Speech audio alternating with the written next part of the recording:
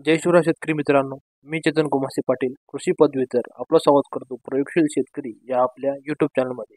तर शेतकरी मित्रांनो, आज आपण बघणार आहोत सोयाबीन पिकातील मुख्य रोग व त्याचे उपाय. तर शेतकरी मित्रांनो, व्हिडिओ शेवटपर्यंत नक्की बघा. पहिला आहे खोडकिडा व्यवस्थापन. यामध्ये मादा कीटक खोडाभोवती अंडी देते, नंतर ती खोडात प्रवेश करते. याची मुख्य लक्षणे आहे: झाडाचा शेंडा सुकून जातो. खोडकिडा व्यवस्थापन अशा प्रकारे आहे.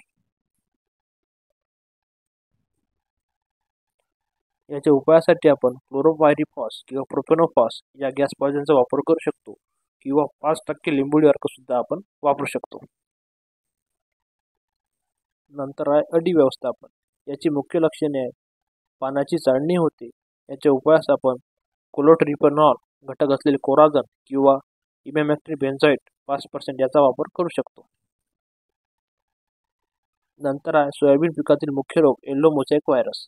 यामध्ये झाडाची पाने लहान होतात आणि पाने हिरवट तर पिवळसर दिसायला सुरुवात होते.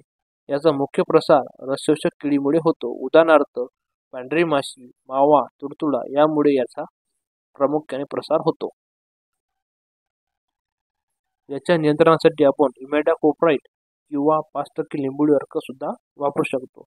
तर शेतकरी मित्रांनो, अशाच नवनवीन व्हिडिओसाठी आपल्या चॅनलला सबस्क्राईब करा, शेअर करा आणि बेल आयकॉनला प्रेस करा. धन्यवाद.